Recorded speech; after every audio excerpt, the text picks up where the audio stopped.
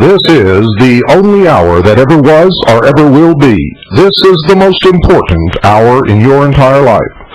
For during this hour you will decide your future and thus our collective futures.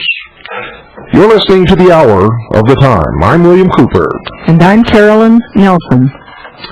Last night, ladies and gentlemen, and as I was telling you about the 375 H&H Magnum rifle that we are going to be talking about on Monday, I think I failed to mention that it must have a Mauser action. The Mauser action is the only one strong enough to withstand the modifications that we're going to do to the round that you're going to be firing through this weapon. So I wanted to straighten that out right off the bat tonight. It's got to have a Mauser action. 375 H&H Magnum with a Mauser action should have the longest, best barrel that you can purchase. And stay tuned for Monday night, and we'll tell you exactly what to do with it. Don't go away. Tonight's episode of The Hour of the Time is produced and directed by Pooh, who's here in the studio with us, overseeing everything. And, of course, singing right along with the lyrics. She's my brown-eyed girl. Yes, sir. Tonight, 83rd Congress, second session. United States Senate document number 87. 83rd Congress, second session. United States Senate document number 87. A review of the United Nations Charter, a collection of documents, subcommittee of the United Nations Charter, pursuant to Senate Resolution 126, 83rd Congress, first session, presented by Mr. Wiley, January 7th, 1954, ordered to be printed with illustrations, United States Government Printing Office, Washington, 1954. I'll be reading selected excerpts. And we're going to start off here with Section 36, Act prescribing the position of the United States flag to the United States. Let me start that over again, folks. Act prescribing the position of the United Nations flag to the United States flag, July 9th, 1953. An act to prohibit the display of flags of international organizations or other nations in equal or superior prominence or honor to the flag of the United States, and catch this, folks, except under specified circumstances and for other purposes. Be it enacted by the Senate and House of Representatives of the United States of America in Congress assembled that Section 3C of the Joint Resolution, entitled Joint Resolution to Codify and Emphasize Existing Rules and Customs Pertaining to the Display and Use of the Flag of the United States of America, approved June 22, 1942, as amended 36 United States Code Section 175C, is amended by adding at the end thereof the following new sentence. Quote, no person shall display the flag of the United Nations or any other national or international flag equal, above, or in a position of superior prominence or honor to, or in place of, the flag of the United States at any place within the United States or any territory or possession thereof, provided that nothing in this section shall make unlawful the continuance of the practice heretofore followed of displaying the flag of the United Nations in a position of superior prominence or honor, and other national flags in positions of equal prominence or honor with that of the flag of the United States at the headquarters of the United Nations, approved July 9th, 1953. Treaties and domestic law. View of the four sponsoring... I want to make a point on that, folks, that the United Nations flag is flown at the United Nations headquarters above the flag of the United States, and it is United States soil. Treaties and domestic law. View of the four sponsoring governments. Abstract of statement by Honorable John Foster Dulles, United States Delegation on Domestic Jurisdiction, Clause of the Charter, San Francisco Conference, 1945. In his exposition of the intent of Article 8, Mr. Dulles emphasized that the Four-Power Amendment dealt with domestic jurisdiction as a basic principle, and not has been the case in the original Dumbarton Oaks proposals and in Article 15 of the Covenant of the League of Nations as a technical and legalistic formula designed to deal with the settlement of disputes by the Security Council. This change in concept had been caused, he explained, by the change in the character of the organization as planned in the discussions at San Francisco. The scope of the organization was now broadened to include functions which would enable the organization to eradicate the underlying causes of war, as well as to deal with crises leading to war. Under the Social and Economic Council, the organization would deal with economic and social problems. This broadening of the scope of the organization constituted a great advance, but it also engendered special problems. For instance, the question had been raised as to what would be the basic relation of the organization to member states. Would the organization deal with the governments of the member states, or would the organization penetrate directly into the domestic life and social economy of the member states? As provided in the amendment of the sponsoring governments, Mr. Dulles pointed out that this principle would require the organization to deal with the governments. Under the Economic and Social Council, the organization had a mandate to raise the standards of living and foster employment, etc. But no one in the 10-member council would go behind the governments in order to impose its desires. The amendment recognized the distinct value of the individual social life of each state. In reply to the contention that domestic jurisdiction should be determined in accordance with international law, Mr. Dulles again pointed out that international law was subject to constant change and therefore escaped definition. It would, in any case, be difficult to define whether or not a given situation came within the domestic jurisdiction of a state. Interesting. In summary, Mr. Dulles stressed the virtues of the principle, its breadth, and its simplicity.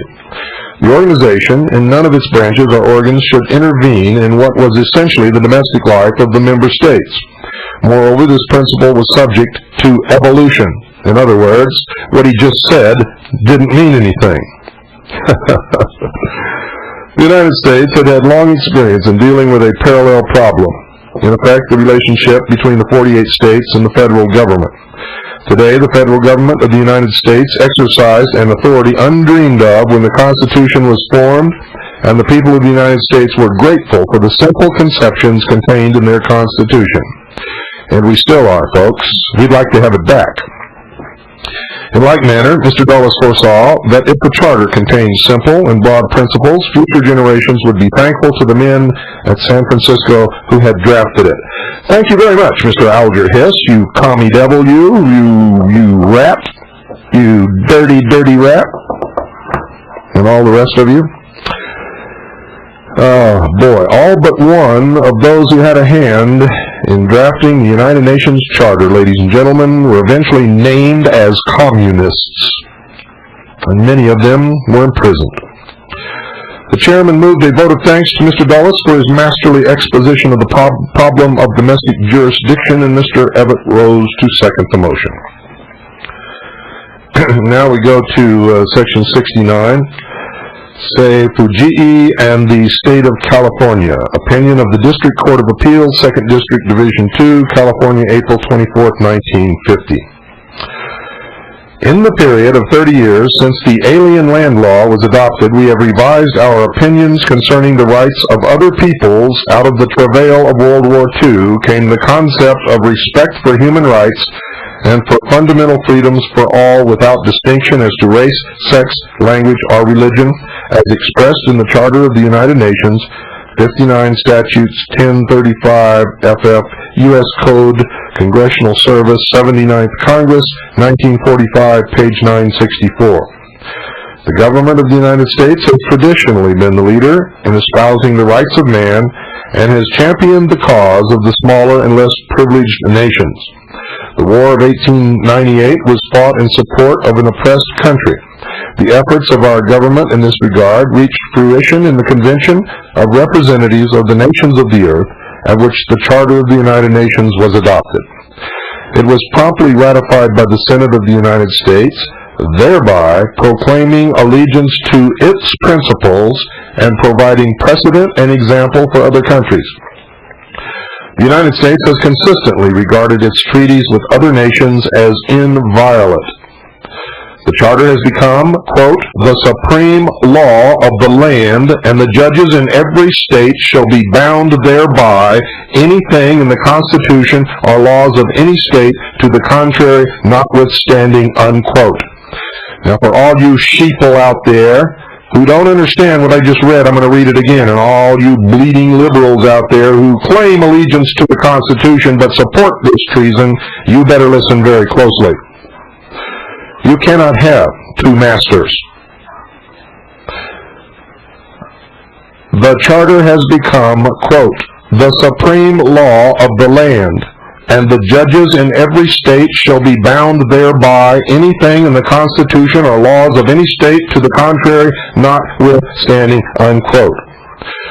United States Constitution, Article 6, Section 2, the position of this country in the family of nations forbids trafficking in noxious generalities, but demands that every state in the Union accept and act upon the Charter according to its plain language and its unmistakable purpose and intent.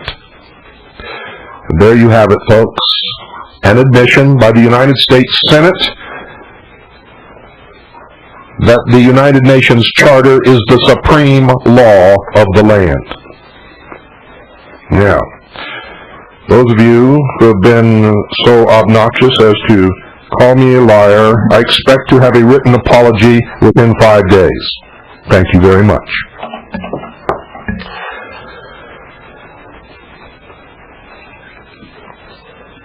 Since the Charter is now the supreme law of the land, it becomes necessary to examine its provisions and guarantees and to interpret it in the light in which it was adopted by the participating nations.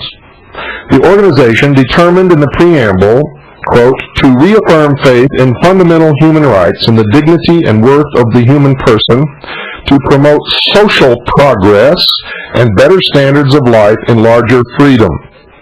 There is no larger freedom, ladies and gentlemen, than what we have possessed in this country. What they are talking about is democratic socialism. In other words, what the Nazis had in Germany in World War II. Social progress and better standards of life in larger freedom. Once you understand the socialist code words, it begins to make better sense to you. Remember, socialism and socialists suck. Can't put it any better than that. They're all out there somewhere sucking right this moment. Among the purposes and principles found in Article 1 of Chapter 1 are, quote, to develop friendly relations among nations based on respect for the principle of equal rights, to achieve international cooperation in promoting and encouraging respect for human rights and for fundamental freedoms for all without distinction as to race, sex, language, or religion, unquote. Now notice what they say, folks. Our forefathers said all men are created equal. Created equal.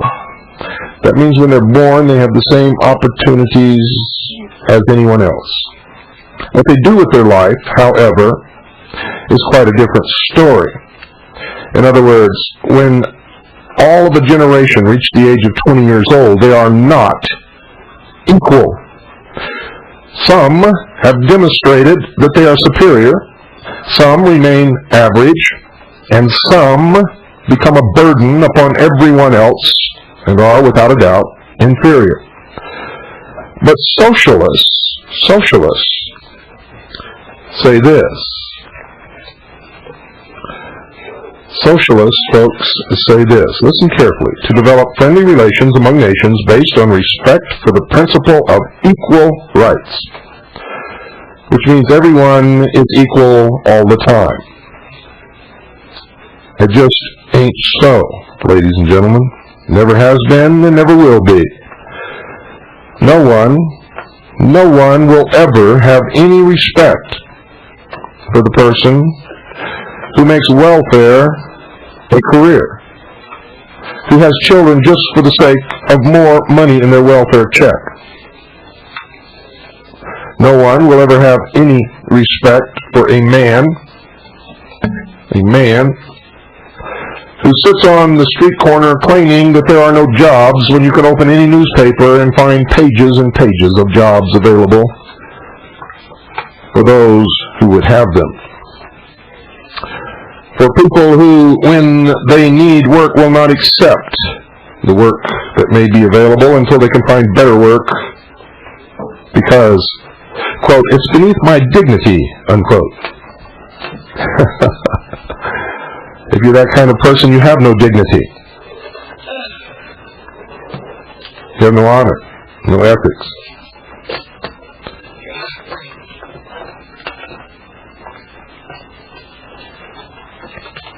In Article 2, it is affirmed that the organization and its members, quote, shall fulfill in good faith the obligations assumed by them in accordance with the present charter, unquote.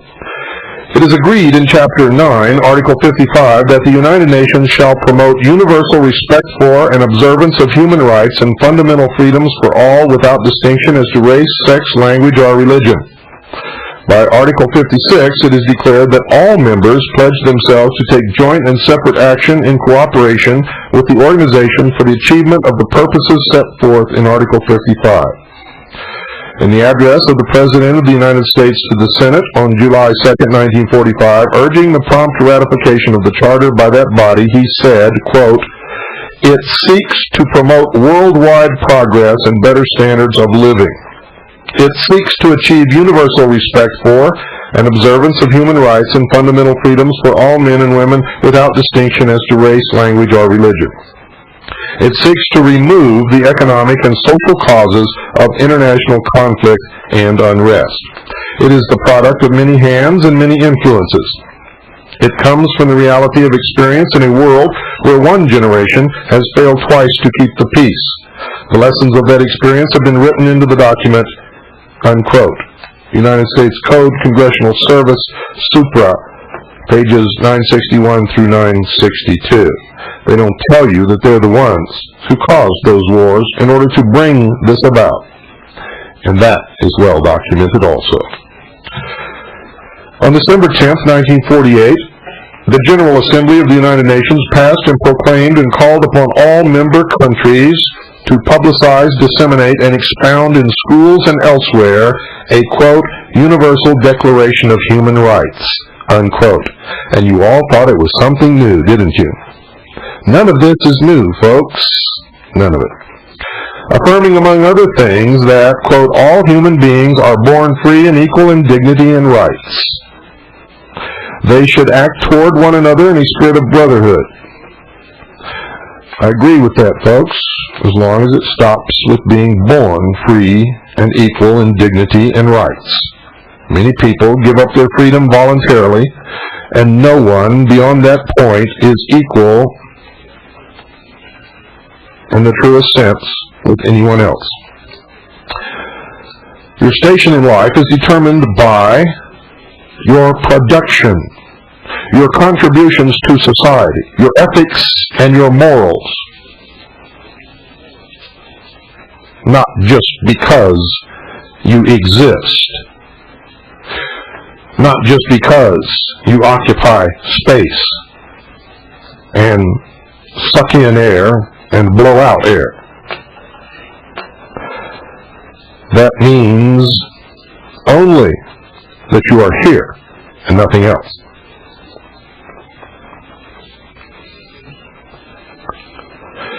Act 1, Article 1. Should be Act 1. Article 1. Everyone is entitled to all the rights and freedoms set forth in this declaration without distinction of any kind, such as race, color, sex, language, religion, political or other opinion, national or social origin, property, birth, or other status. I agree with that. Article 2. Everyone has the right to own property alone as well as in association with others. I also agree with that. In fact, the ownership of property is an absolute requirement of a free people. You will find, though, that in the resolutions passed and pending, and in the many charters that the United Nations has promulgated, the right to own property is questionable at best in this totalitarian socialist order. And you can see that they are attempting huge land grabs with the excuse of environmental action. Recently, the United States Congress passed a law, and Clinton signed that law, stating that environmental inspectors have access to all personal property to inspect to see if you're endangering the green polka-dotted earthworm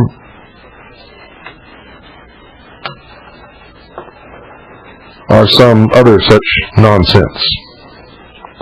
So if they come to your door, you're forbidden by law to bar them entry. However, we all know it's unconstitutional, but as I've just demonstrated to you, the Constitution is not in force.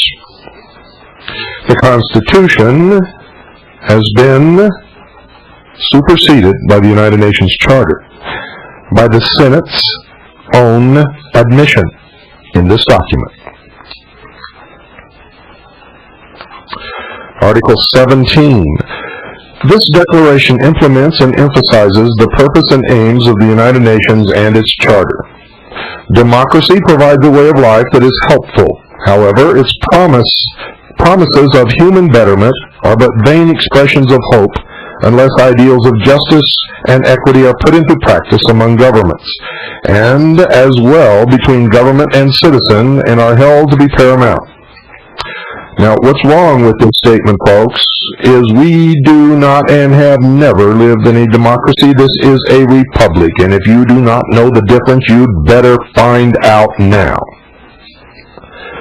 All this talk of democracy is but a code word for the creeping, all-encompassing socialism that will engulf us, swallow us whole, digest us, and secrete us as waste material in the progress of becoming the power of the all-powerful state. People don't matter in socialist governments, only the state matters. And if you're a people, you better get concerned about that. Real quick. The integrity and validity, or vitality, the integrity and vitality of the Charter and the confidence which it inspires would wane and eventually be brought to naught by failure to act according to its announced purposes. Its survival is contingent upon the degree of reverence shown for it by the contracting nations, their governmental subdivisions, and their citizens as well. This nation can be true to its pledge to the other signatories to the Charter only by cooperating in the purposes that are so plainly expressed in it and by removing every obstacle to the fulfillment of such purposes. A perusal of the Charter renders it manifest that restrictions contained in the Alien Land Law are in direct conflict with the plain terms of the Charter above quoted and with the purposes announced therein by its framers. It is incompatible with Article 17 of the Declaration of Human Rights, which proclaims the right of everyone to own property. We have shown that the expansion by the Congress of the classes of nationals eligible to citizenship has correspondingly shrunk the group ineligible under the provisions of the Alien Land Law to own or lease land in California until the latter now consists in reality of a very small number of Japanese. The other Asiatics who still remain on the proscribed list are so few that they need not be considered. Clearly, such a discrimination against a people of one race is contrary both to the letter and to the spirit of the Charter, which as a treaty is paramount to every law of every state in conflict with it. Now, did you hear what that said, ladies and gentlemen? Any law in this country which is in conflict with the United Nations Charter is null and void.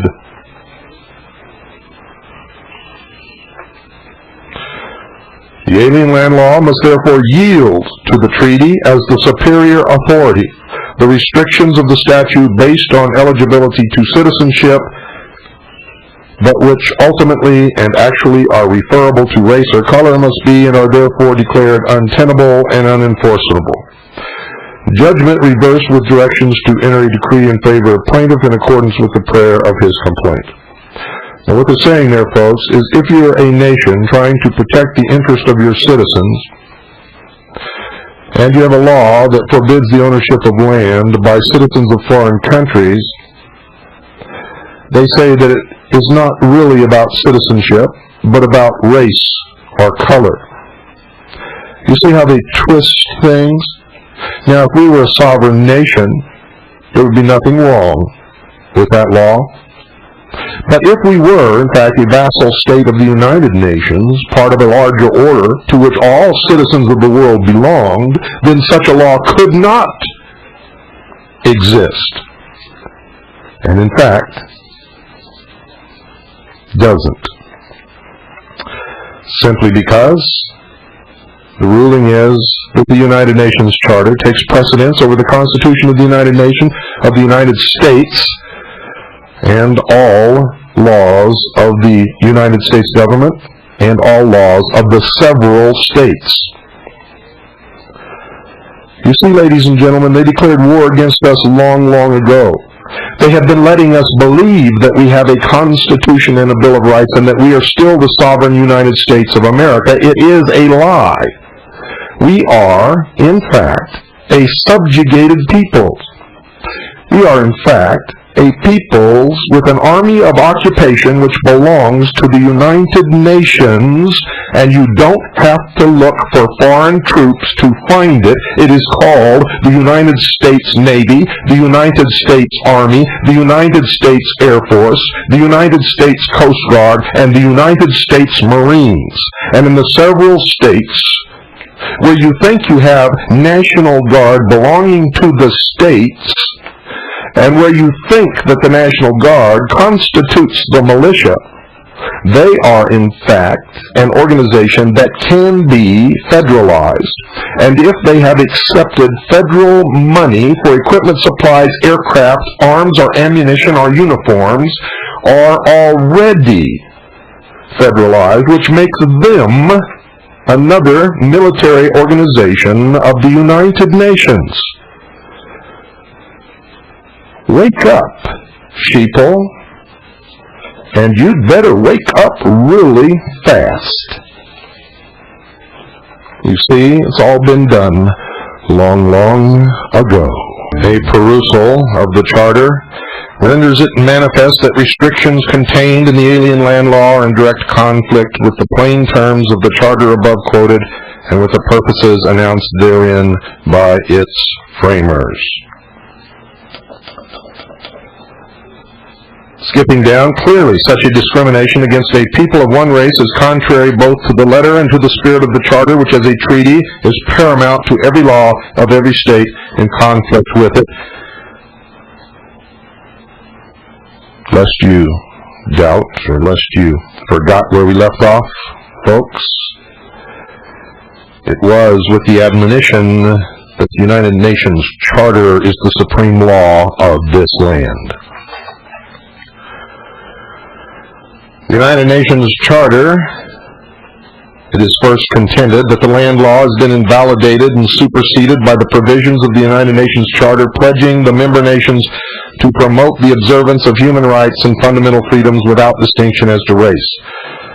Plaintiff relies on statements in the preamble and in the Articles 1, 55, and 56 of the Charter, 59 Statutes 1035. It is not disputed that the Charter is a treaty, and our federal Constitution provides that treaties made under the authority of the United States are part of the supreme law of the land, and that the judges in every state are bound thereby. United States Constitution, Article 6.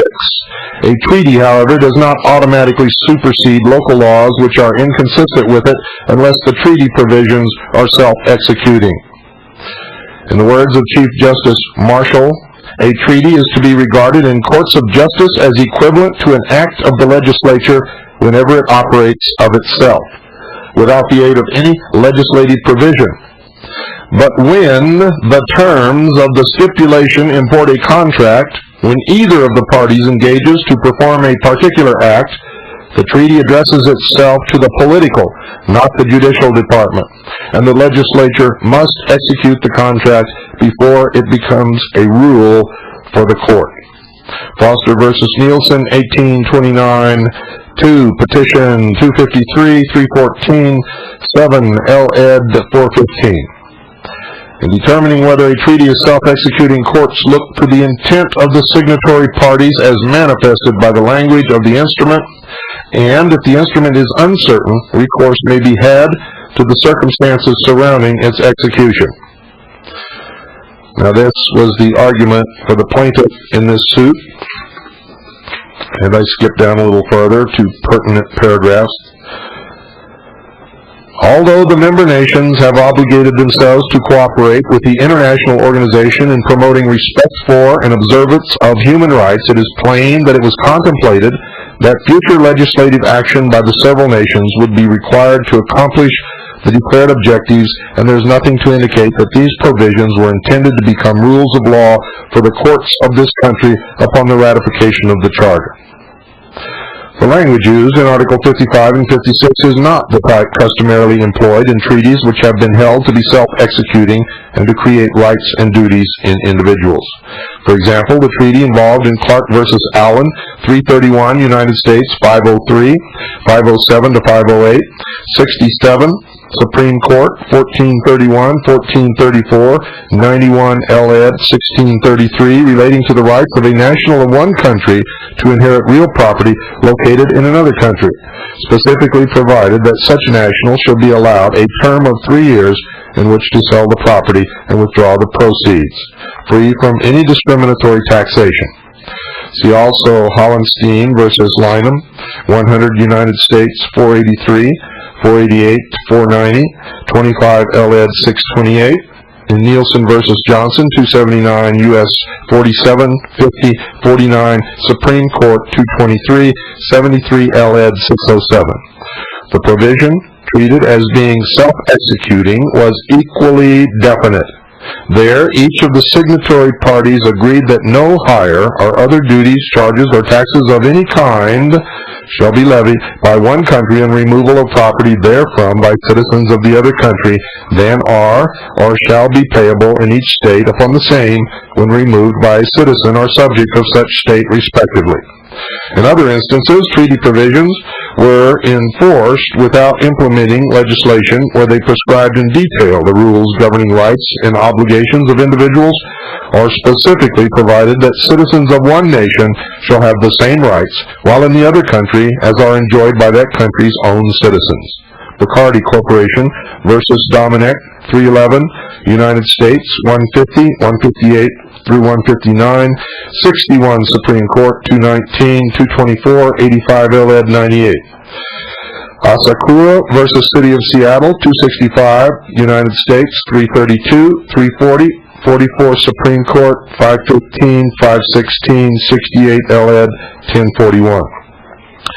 C. Majorano versus Baltimore and Ohio Railroad Company, 213, United States, 268, 273 through 274, 29 Supreme Court, 424, 425 through 426, 53 L.ed. 792. Chuhong versus United States, 112, U.S. 536, 541 through 542, 5 Supreme Court, 255, 257, 28 L.ed. 770.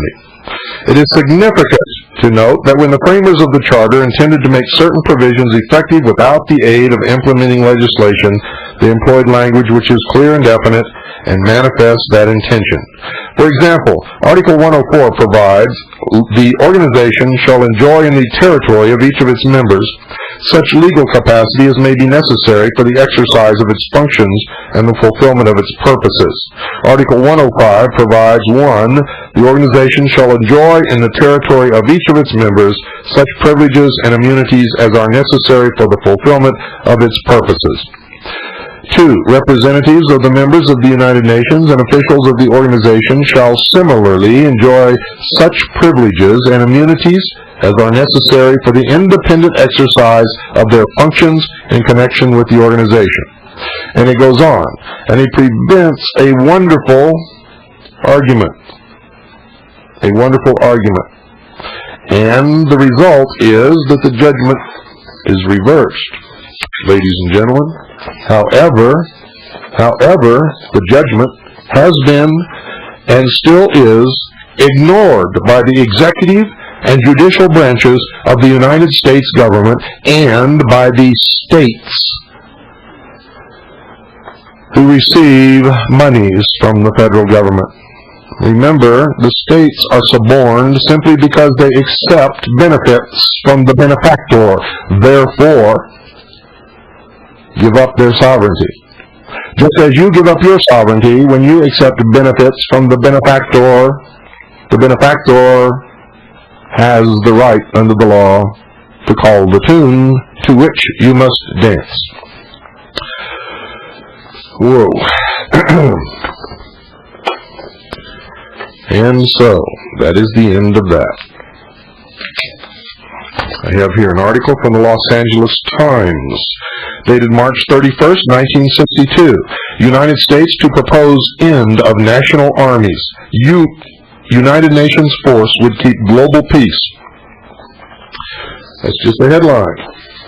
On the later show, I'm going to read the whole article. I don't have time right now. And then we're going to get into the Open Skies Treaty also in the later show. Maybe I do have time to read this newspaper article.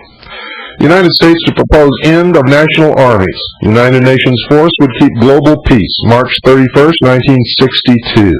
Los Angeles Times. One of the world's greatest newspapers. Geneva, UPI. The United States will submit to the Geneva Disarmament Conference a plan calling for elimination of national armies within 9 years and a replacement by a United Nations force, reliable sources said Friday. The American plan is to be submitted to the 17-nation group to counter a Soviet draft treaty for general and complete disarmament within 4 years, introduced when the conference opened here 2 weeks ago. You see how they work together, ladies and gentlemen? And you thought the Cold War was real? Not on your life. The American plan is to be submitted to the 17-nation group to counter a Soviet draft treaty for general and complete disarmament within 4 years, introduced when the conference opened here 2 weeks ago.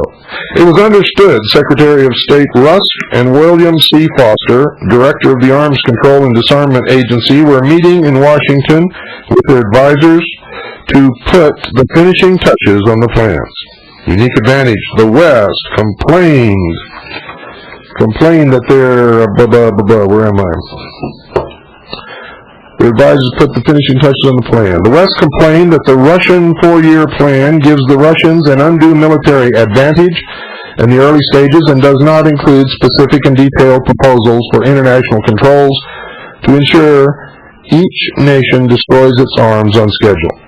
The American plan was said to include these precautions as well as a United Nations peace force to maintain international law and order as national defenses are torn down. The Soviet plan omits any mention of a standing peace force. At Friday's session, the Soviet tried to commit the United States to total disarmament within 4 years. But American negotiator Arthur H. Dean told Soviet delegate Valerian Zorin, "You cannot build a house without a blueprint." Zorin suggested the conference start taking up the Russian plan point by point, and when Dean put the brakes on the proposal, Zorin warned that the conference might be heading into another impasse. A specific study was urged. Dean proposed instead that the 17-nation group set up subcommittees to consider such specific problems and how to end nuclear weapons production, how to destroy or reduce nuclear delivery vehicles, including ships, submarines, planes, and rockets, and how to verify such measures. These are not problems of language, but of substance, Dean said. Zorin rejected the subcommittee's suggestion, first made by Rusk, and said these problems cannot be solved separately. If we are going to have general and complete disarmament, they must all be dealt with at the same time and in stages. There's those stages again, folks. Zorin said the Soviet Union is already to discuss any plan put before the conference. A statement interpreted by Western observers as a challenge to the United States to bring forth its own proposals. British Minister of State Joseph Godber, speaking after Dean had rejected the Soviet proposal, said general agreement on certain basic issues must be reached before they can be put into treaty form. As expected, Poland, Bulgaria, and Romania lined up behind the Soviets in demanding point-by-point consideration. Neutral Brazil came out in favor of the American approach. India and the United Arab Republic, the only other speakers, were on the fence. The American and Soviet co-chairmen, Dean and Zorin, met privately in the afternoon to discuss how the conference should proceed. The next session of the conference was set for Monday, when the question of the deadlocked nuclear test ban subcommittee will be considered. Later tonight, folks, on the hour of the time, we are going to talk about the Open Skies Treaty. We'll be reading from the United States Department of State Dispatch dated March 30th, 1992, beginning on page 257. And we will also be reading from the United States Department of State Dispatch, March 29th, 1993, Volume 4, Number 13. And many of you will be absolutely amazed to know that Soviet bombers and Soviet aircraft, both military and civilian, of both combat, logistics, and passenger carrying capability, have been and are now overflying the United States on a regular basis. Put that in your pipe and smoke it. You see, folks, things are a lot farther down the road than you ever, in your wildest dreams, could imagine. Got time for maybe 4 quick calls here. 602-333-2174 if you'd like to put in your 2 cents about what you've just heard. 602-333-2174 is the number. Don't forget, on Monday night, we're going to be talking about how you're going to make the modifications to your 375 H&H Magnum with a Mauser action to make the best sniper rifle in the entire world, second only to one which can no longer be built because we cannot get that action anymore. Good evening, you're on the air. Good evening, you're on the air. Yeah, I want to ask you, what do you think about the speed reading stuff? You think that actually works? What are you talking about? You know how they advertise for speed reading? You can read real fast and have a lot of comprehension. Folks, I don't remember discussing speed reading any time during the course of this program, and I don't know where these people come off the wall from. It's like I threw a tennis ball at the wall and it just bounced back and hit me right in the eye. 602-333-2174, and I don't want to hear about how you raise beans in Podunk, okay? Good evening, you're on the air. Hi, Bill. How you doing tonight? Good. I have some information here from Handgun Control Incorporated, secret memorandum, Monday, January 24th, 1994, 4:10 p.m. From Gary Westfall to all, I don't know what, there's a bunch of codes and stuff after it. And here it is.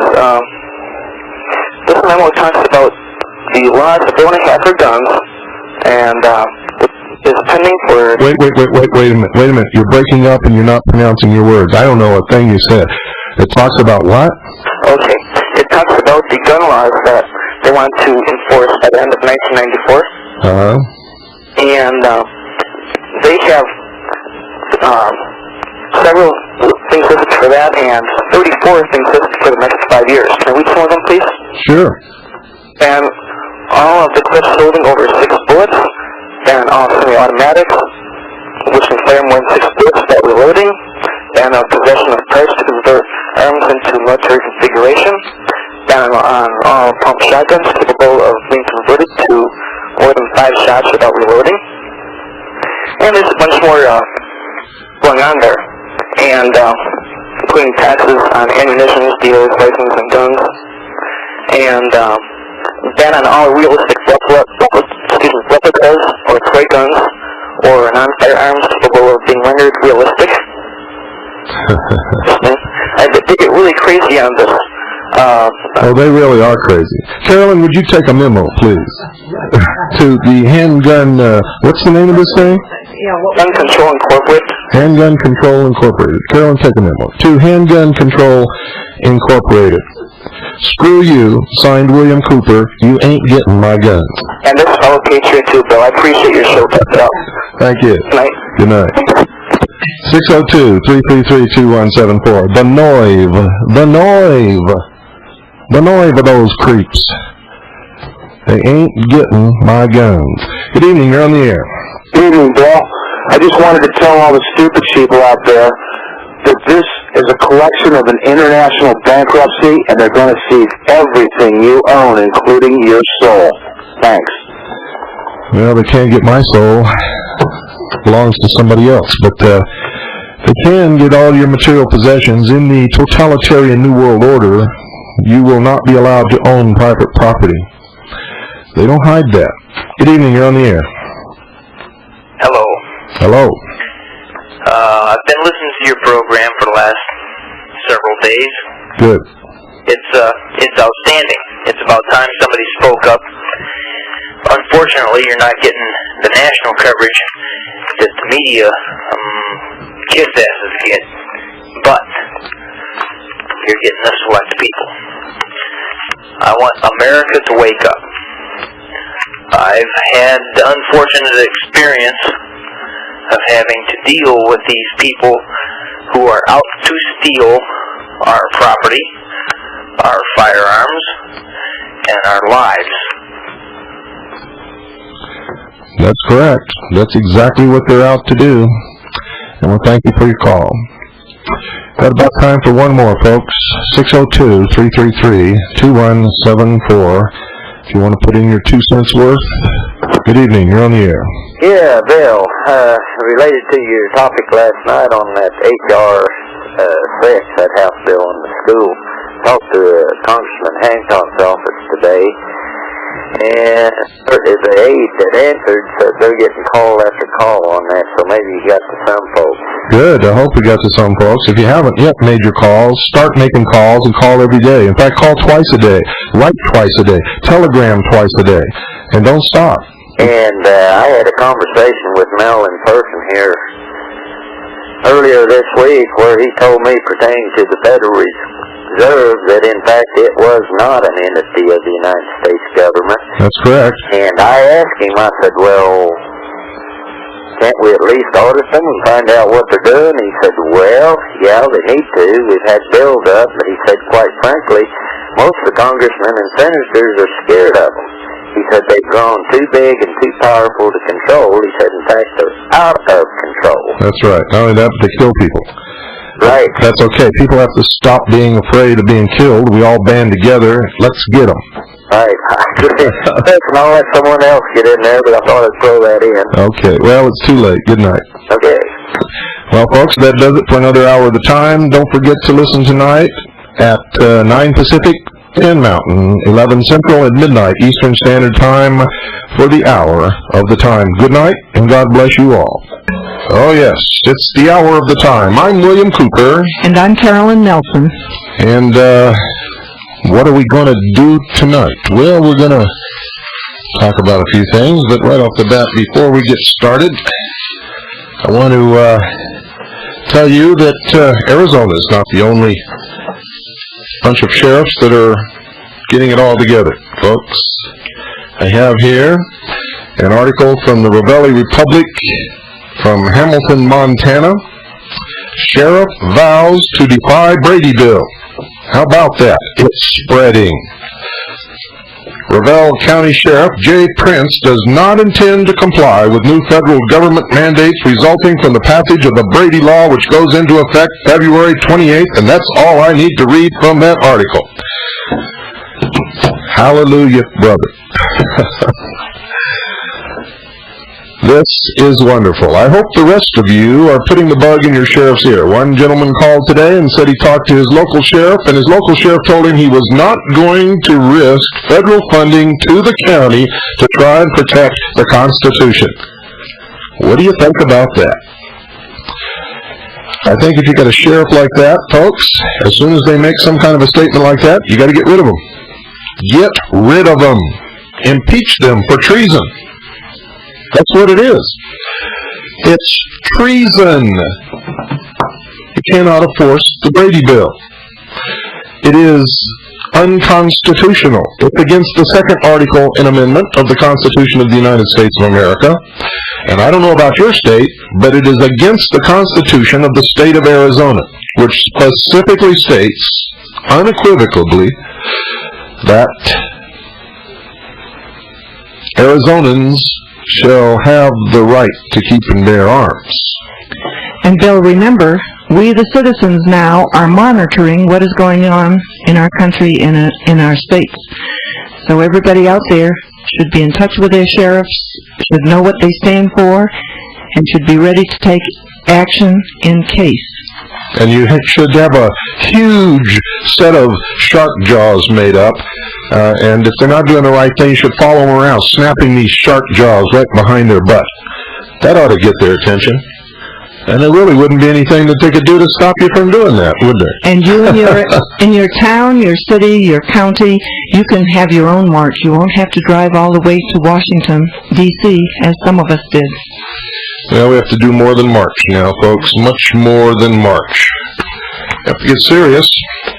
Now, many of you in the later show, this show, did not hear the earlier one. And let me quote. I'm just going to quote one paragraph from the 83rd Congress, Second Session, United States Senate Document Number 87. The title is The Review of the United Nations Charter, a collection of documents, Subcommittee on the United Nations Charter, pursuant to Senate Resolution 126, 83rd Congress, First Session, January 7th, 1954. I'm going to read one paragraph, ladies and gentlemen, so that you'll know what you missed. It says here, the efforts of our government in this regard reached fruition in the Convention of Representatives of the Nations of the Earth, at which the Charter of the United Nations was adopted.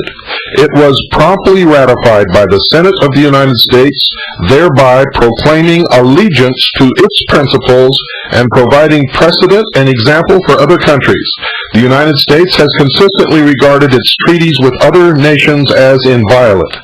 The Charter has become, quote, the supreme law of the land, and the judges in every state shall be bound thereby, anything in the Constitution or laws of any state to the contrary notwithstanding. I hope you understand what you just heard, and that's from a United States Senate document published January 7th, 1954. 83rd Congress, Second Session, United States Senate, document number 87, Review of the United Nations Charter.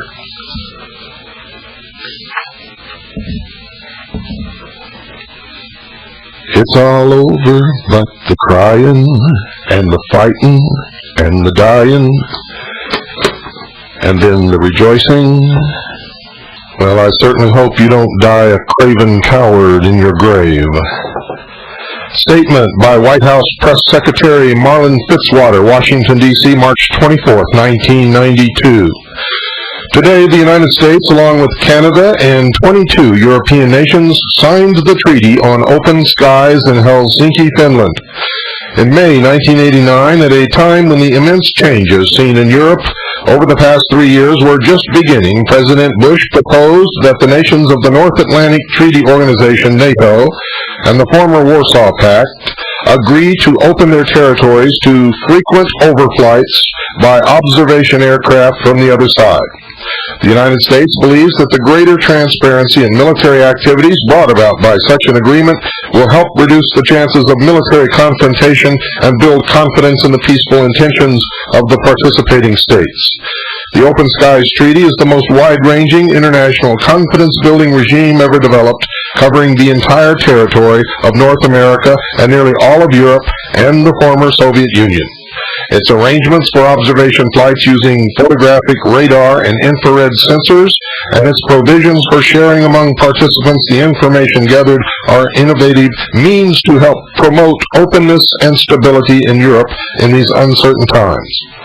Open Skies could also serve as a basis for similar arrangements in other regions of the world where there is a need to build confidence. The treaty establishes an Open Skies Consultative Commission. In early April, it will convene in Vienna, Austria, to complete work on outstanding technical and cost issues regarding treaty implementation. The treaty will be submitted to the United States Senate for its advice and consent to ratification once this work is finished to the satisfaction of all participants. U.S. Department of State Dispatch, March 30th, 1992, page 257. Open Skies Treaty. The Treaty on Open Skies is the most wide-ranging international effort to date to promote the openness of military forces and activities. It is designed to improve mutual understanding and confidence by giving all participating countries, regardless of size, a direct role in gathering information about military forces and activities of concern to them. In Europe, it meets the desire of many countries to build confidence and enhance stability now that the bipolar division of the continent has ended. In other regions, this type of openness and the techniques developed in the treaty could be applied in reducing regional tensions and preventing conflict. Open Skies was first proposed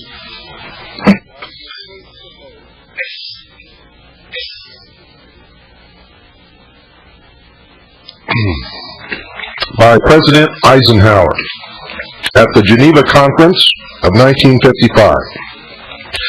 The idea was rejected by the Soviet Union. When President Bush reformulated the Open Skies concept in May 1989, the world was on the verge of rapid change. Open Skies was proposed as a means of confidence building, which would promote and consolidate existing trends toward openness. Now you notice, folks, that almost everything that you're hearing on here originated in the Truman and Eisenhower years. If you've always thought of those two gentlemen as patriots, you had better think again, for they sold this country right straight down the tubes. And then John F. Kennedy is the one who pushed through the disarmament agreement. Formal negotiations on an Open Skies Treaty began in Ottawa in February 1990 and continued in Budapest in May 1990. However, it was apparent that the Soviet Union was not prepared to open all its territory to aerial observation. After the Ottawa-Budapest stalemates, negotiations were on hold for more than a year. Although the United States and other countries kept pressing the issue bilaterally, only after the abortive August 1991 Moscow coup attempt did the former Soviet Union agree to open all its territory to observation. This cleared the way, and productive negotiations began November 1991 in Vienna. The treaty was signed in Helsinki on March 24, 1992. 24 countries participated in the negotiation of the treaty: Belgium, Bulgaria, Belarus, Canada, the Czech and Slovak Republic, Denmark, France, Germany, Greece, Hungary, Iceland, Italy, Luxembourg, Netherlands, Norway, Poland, Portugal, Romania, Russia, Spain, Turkey, Ukraine, the United Kingdom, and the United States. Other republics on the territory of the former Soviet Union may, if they choose, also sign the treaty as initial participants. Georgia did so March 24th. Other countries participating in the conferences on security and cooperation in Europe were invited as observers to the negotiations, and it is expected that many of them will apply for full participation in the treaty soon after it enters into force. The treaty is open to accession by any interested country, subject to the agreement of the other participants. It is not restricted geographically. Now let me ask you, ladies and gentlemen, in lieu of the fact that we have been overflying the Soviet Union for many, many years, beginning with the U-2 overflights, continuing with the SR-71 Blackbird, and of course whatever has taken its place, because they would never have taken it out of our aircraft complement unless there was something to replace it. Also, we have a vast array of spy satellites in orbit looking down upon the Soviet Union all the time. What is this Open Skies Treaty all about? Was it to give us access to the atmosphere over the Soviet Union? No, ladies and gentlemen, because we already had it and have always had it, and the only interruption was when they shot down Francis Gary Powers in his U-2 back during the Eisenhower administration. No SR-71 has ever been shot down, nor has any SR-71 flight ever been interdicted, nor have any of our spy satellites been interdicted, shot down, destroyed, or knocked out of orbit. So what is this all about? Very simply, ladies and gentlemen, it allows the Soviet Union, or what used to be the Soviet Union, what's left of the Soviet Union, which still has the entire military might intact, to overfly the airspace of the United States of America, which never was permitted before. And that's the truth of the matter.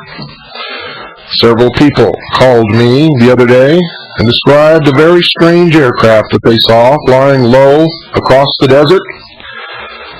What they described to me, ladies and gentlemen, was a Russian Bear bomber. A Russian Bear bomber. Now, I didn't see it. I was going by their description. And I am telling you right now, what they described was a Russian Bear bomber. You can go to your library and look up a picture of one, and you can see that there's nothing else that matches that description. There's nothing else that large that matches that description that has propeller-driven engines, ladies and gentlemen. I can tell you now that every day, every night, aircraft of the former Soviet Union are overflying the United States on a regular and continuing basis.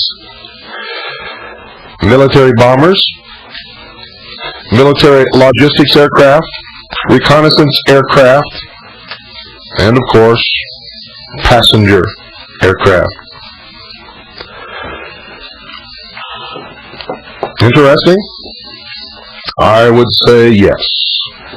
The treaty establishes an Open Skies Consultative Commission which will meet in Vienna to monitor the operation of the treaty and to discuss and resolve any problems which may arise. The treaty is of unlimited duration and provides for periodic review conferences.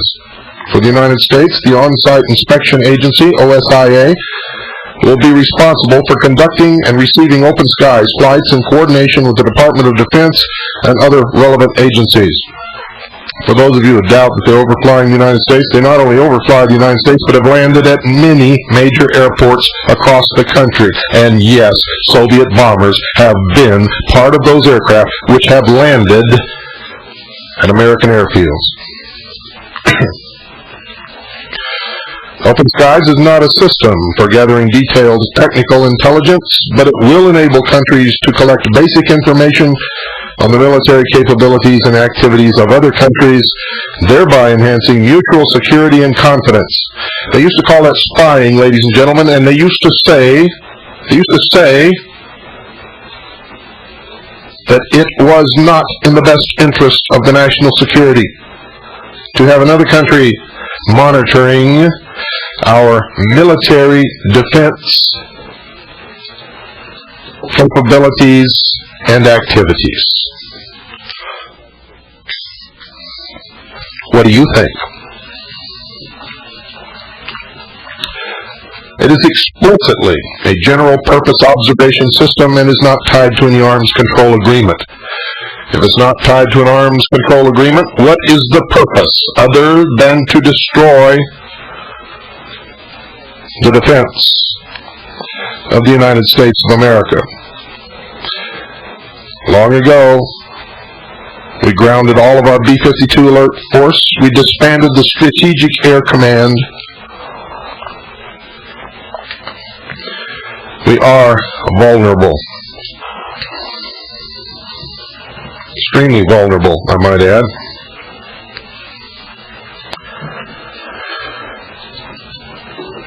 Participating countries may, of course, seek information through Open Skies, which would be relevant to arms control agreements to which they are parties. Raw data obtained from observation flights, for example, film, negatives, and magnetic tape, will be shared by the observing and observed countries. Oh, isn't that nice? They fly over our nation, spy on us, take photographs, magnetic tapes, and then they turn around and give us copies so that we'll know what we already have.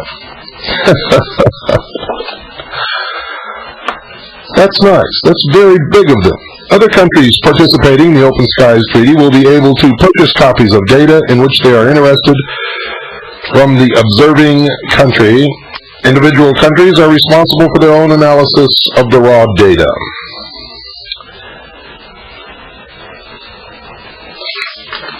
We're going to skip ahead now, folks.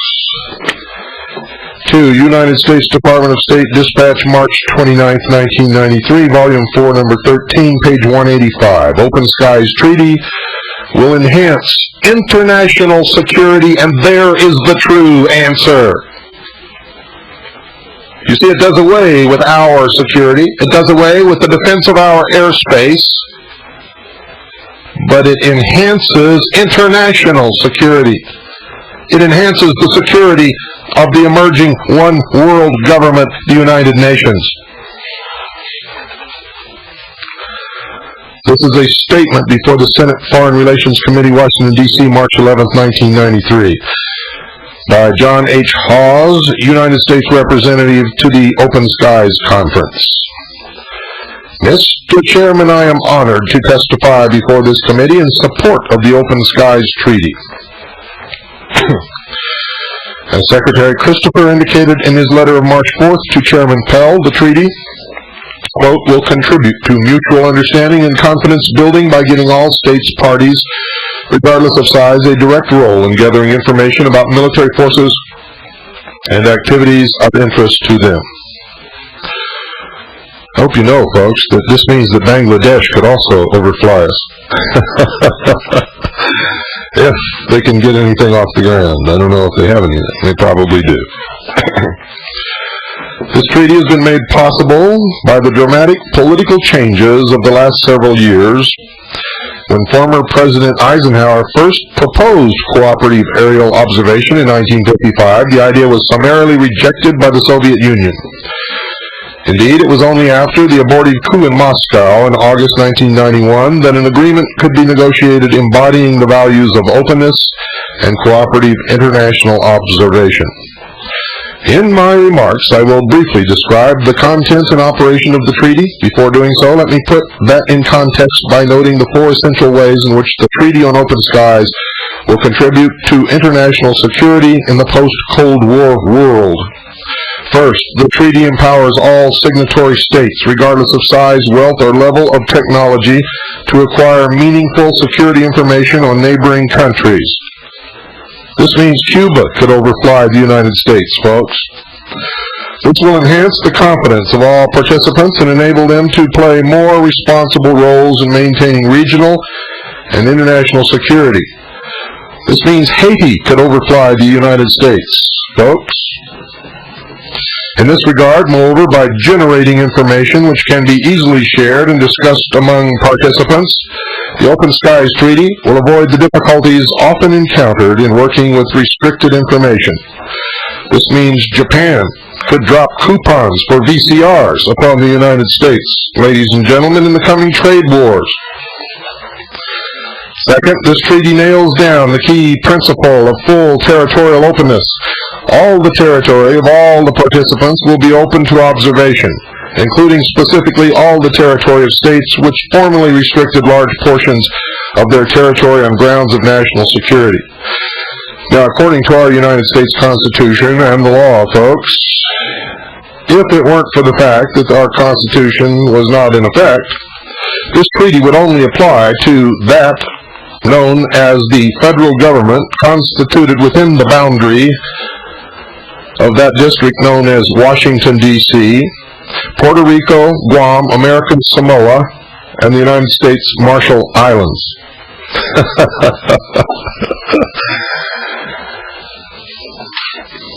Oh, me. I'm going to write an article for Foreign Affairs, the Journal of the Council on Foreign Relations, and submit it and see if they will print it. You know what? I just have a feeling they will.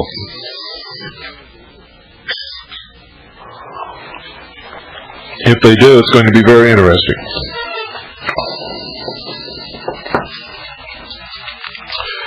The United States insisted on full openness during the negotiations as a sine qua non for an effective confidence-building regime. The United States determined at the outset, moreover, that such an unprecedented degree of openness would not pose an unmanageable security risk within the United States itself. Oh, no! Oh, no! When the Cold War was going, it was the biggest tragedy in the world if a little plane veered off course from Iceland and touched the tip of New York. And now they're telling us this would not pose an unmanageable security risk within the United States itself if every nation in the world can overfly our airspace anytime they want to. These people sure make a lot of sense, don't they? So when were they lying, before or now? I think they've always been lying. Third, the treaty dramatically advances the tools available for confidence building. Yes, I think the Russians are going to be very confident now that they can overfly our country and take photographs they've never been able to take before, even with their wonderful satellites, because their satellites have never been so wonderful, folks. That was a big scam. You see, the Soviet Union was never even able to produce even the most rudimentary computer chip. Therefore, their technology has always been in the Dark Ages. Did you know that?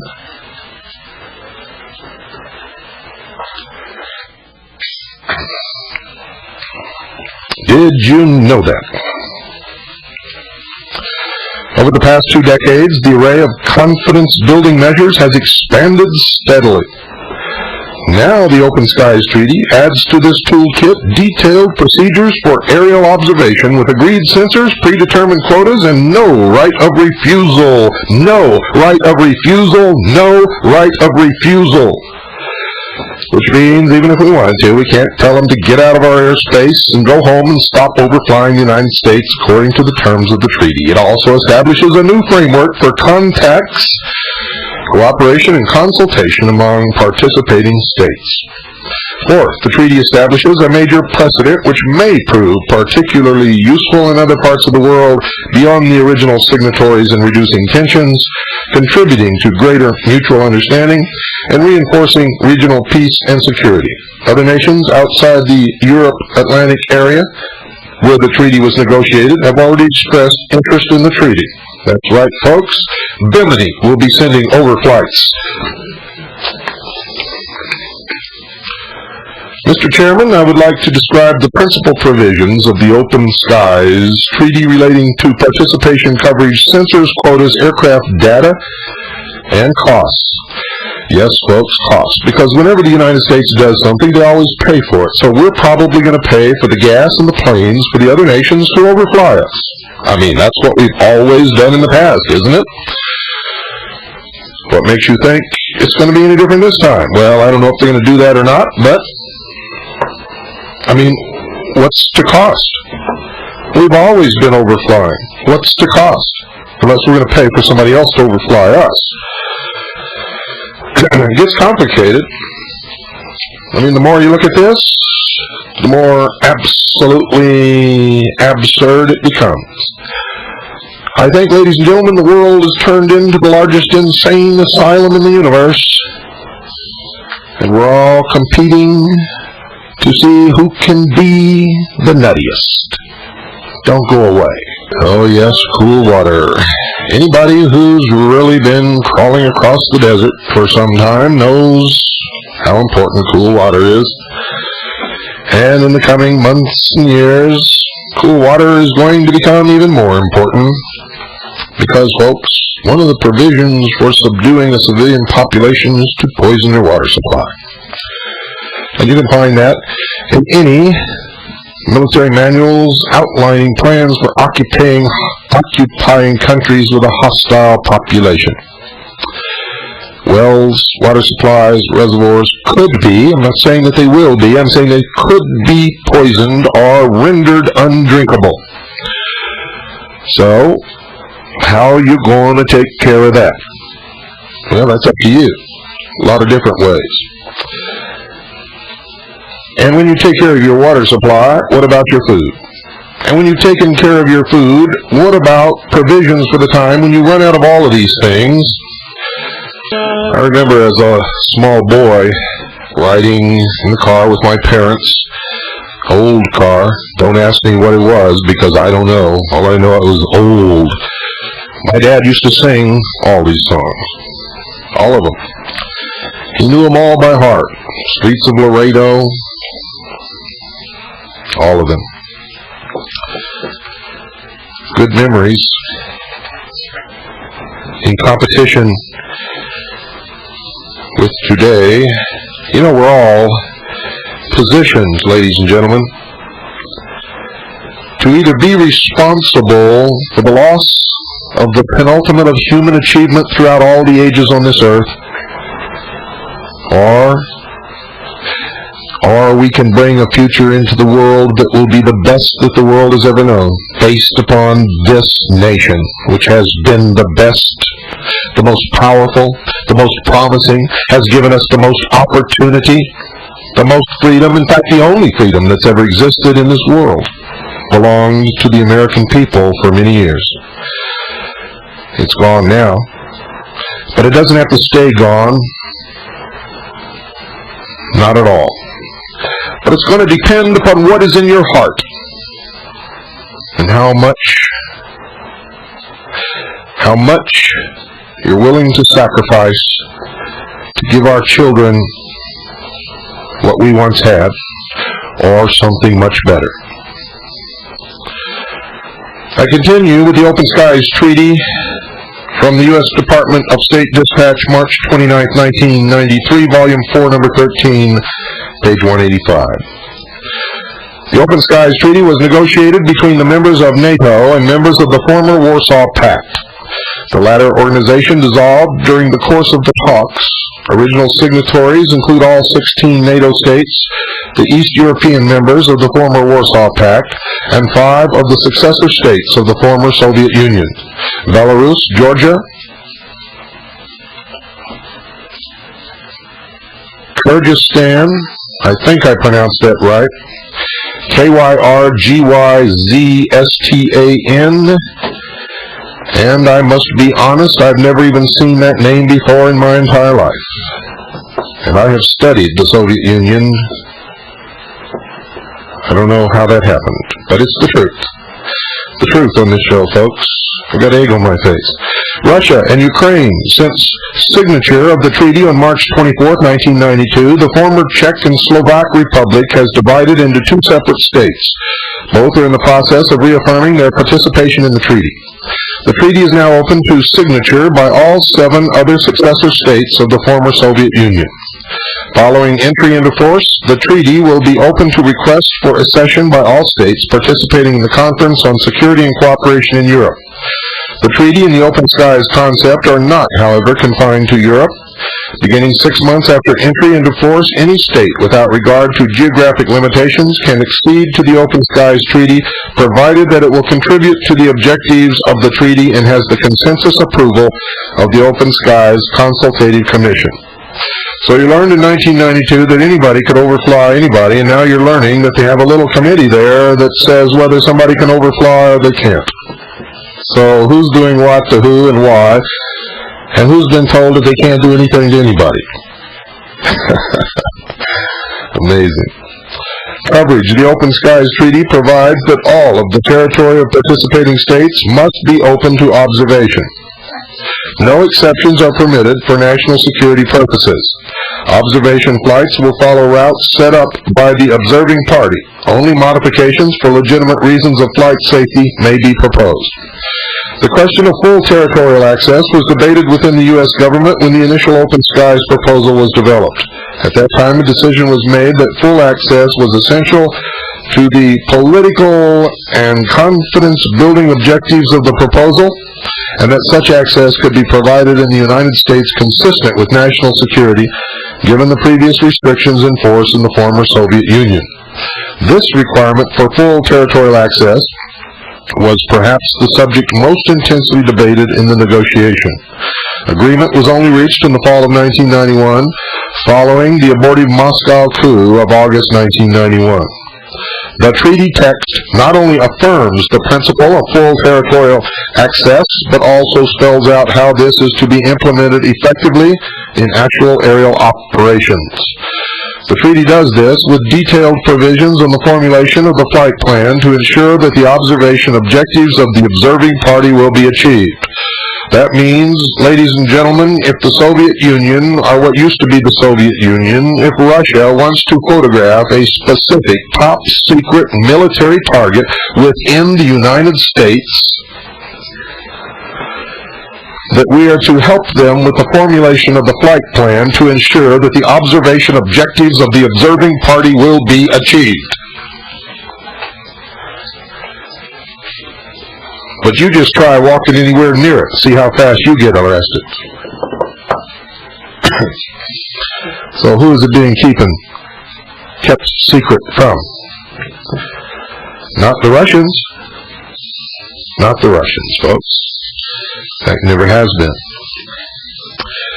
Once the question of access was determined, the second factor shaping the quality and quantity of information which the participants could gather in Open Skies was the package of sensors to be employed. For the United States, the sensors which have been agreed to for use in Open Skies will not provide a significant new source of information. Should I continue with this? I mean, this is just the most absurd I feel like I'm reading a comic book. May I just interject? Could we Americans please have the same rights as the Russians? Well, you know, we don't really need them. You see, we don't even need this whole creed. The reason it will not provide a significant new source of information for us is because we have all the information. We've been overflying the Soviet Union for what, 40 years? Oh boy. For most other participants, however, the ability to utilize the Open Skies sensor suite to observe the full territory of the other participating countries will represent a new and very significant enhancement in their ability to gather security-related information. If the country in question does not have the technology to supply the sensor rack, the member nations will help them acquire the proper technology. How about that, ladies and gentlemen? The United States, however, will be a major indirect beneficiary of this increase in knowledge, confidence, and security of the other participants. This, in fact, was one of the primary considerations behind the U.S. initiative in presenting the Open Skies idea and bringing the negotiations to a successful conclusion. All parties in Open Skies will have access to sensors of equal capabilities, and if they don't have, we'll give it to them. In the spring of 1990, the East European states obtained agreement from the United States and its NATO allies that all participants would have access to sensor capabilities equal to those employed by any other participant. Which means if Haiti wants to overfly the United States, and the little committee gives them the go-ahead, we've got to give them the state-of-the-art in reconnaissance equipment in order to be able to fulfill their mission. Thank you, Pooh. My fan club is clapping in the background. All parties in open skies will have access to sensors of equal capabilities. This is insane. You see, folks, it would be insane if, in fact, we had an enemy anywhere. We really don't. The enemy is the people. And what's happening in the world is a great drama being played out to cause the people to ask for control on a global basis so that they can put together their one world totalitarian socialist government without a civilian armed uprising. You see, this is quite all right, because the Soviet Union is not and never has been our ally. We built the Soviet Union.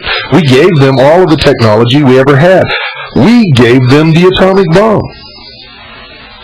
William Casey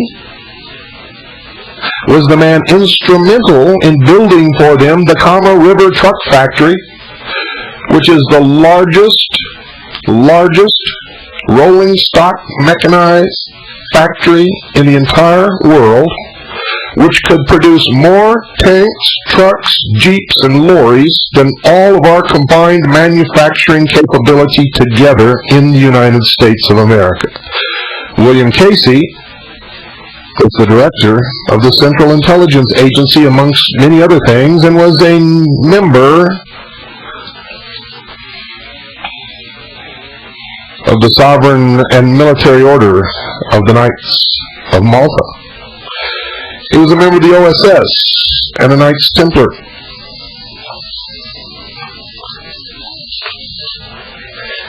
He did not die of a stroke, as you were told. William Casey, ladies and gentlemen, was not murdered, as many have proclaimed. William Casey was a man who, if called to testimony to Congress, would have told the truth. William Casey, as any good intelligence operative will tell you, committed suicide so that he would not have to do that, because he would have spilled the whole beans about all of this. Because irregardless of what he was working to bring about in the world, he believed that he was right in doing it, and he was a truthful man. He was passionate about doing away with war, and he really believed in his heart that one world government was the only way to do it. However, he failed to understand that no matter what they implement or put into place, it will still be imperfect men ruling imperfect men. It will still be greedy men with power in their hands and lust in their hearts.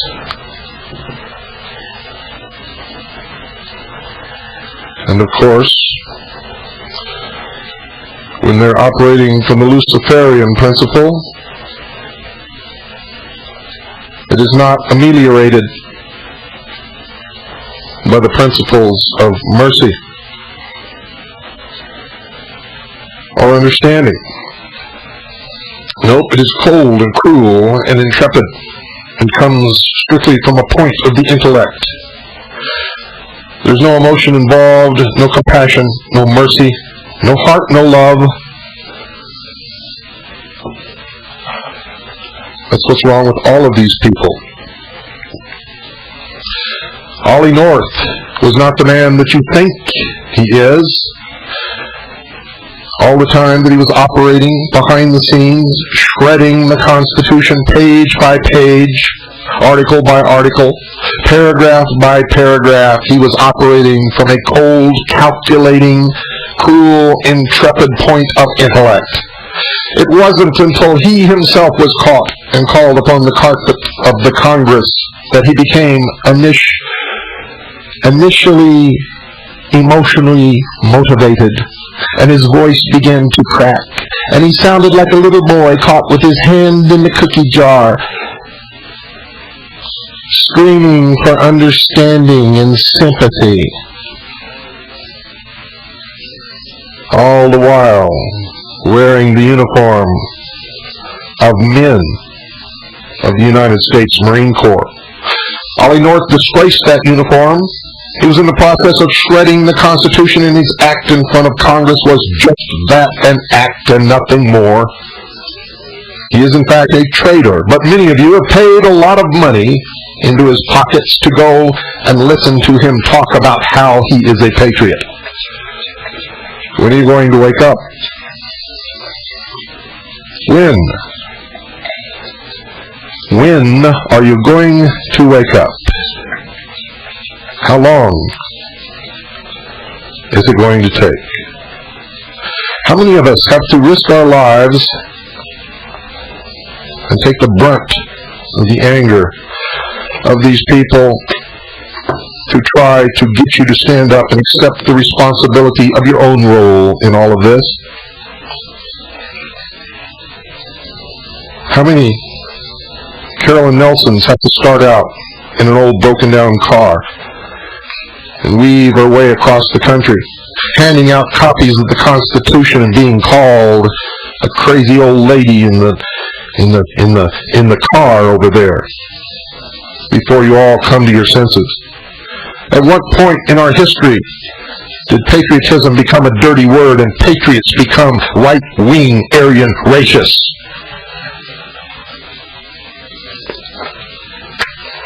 How did all of that happen? And when is it going to stop? And what is going to be your role in it?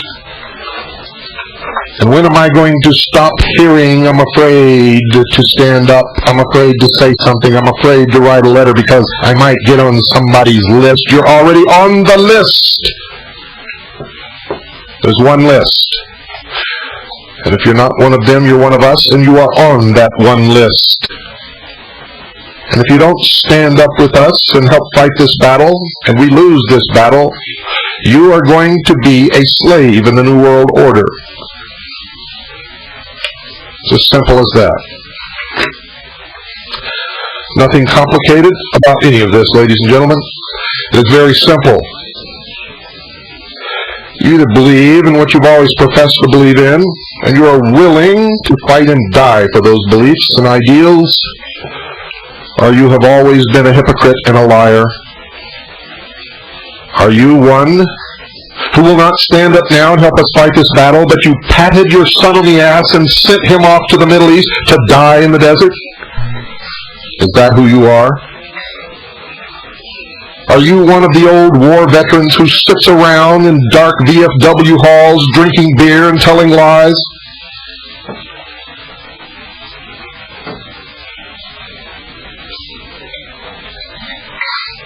Or do you really love freedom? Do you really care about your children and your grandchildren? Or are you one of those who says, I don't have to get involved in this. By the time all this comes about, I'll be dead. Or my government retirement check is our only income, so I can't help. Or as many do, Mr. Cooper, in light of all that you've said tonight, what can I do to best protect my assets? I tell you now, ladies and gentlemen, you better start worrying about your ass more and about your assets less. Or you're going to be left with none of all of the above.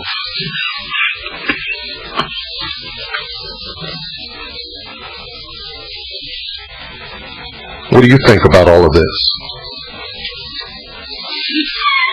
What are you willing to do to live free,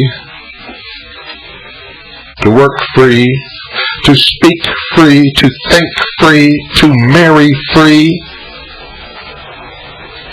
to live where you want, to travel freely, to choose your own doctor, to choose your own income, through your own efforts, your own work, with your own brain? I've seen people around this country who lost a job on an automobile assembly line where they put two bolts in a panel and tightened them down as the assembly line moved on to the next station. And their life was ruined. They complained that they were too old to retrain for another job.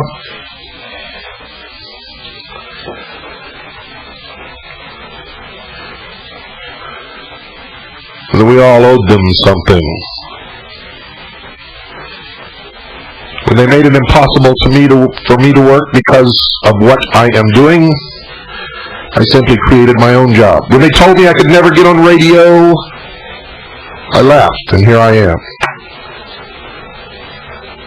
When they told me I could never say these things,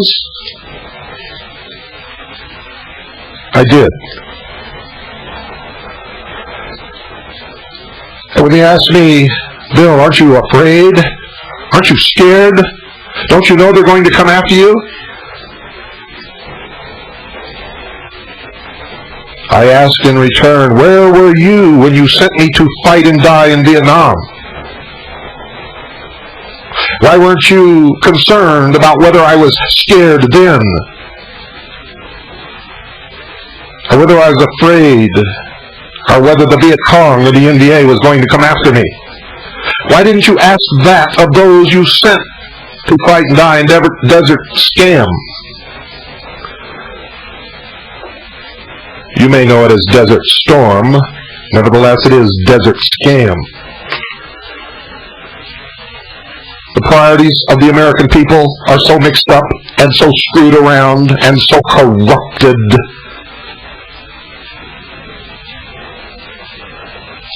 It will be a miracle if we can muster enough patriotic citizens to save a modicum of what we have left.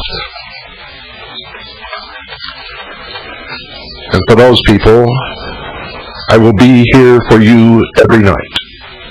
Good night, and God bless you all.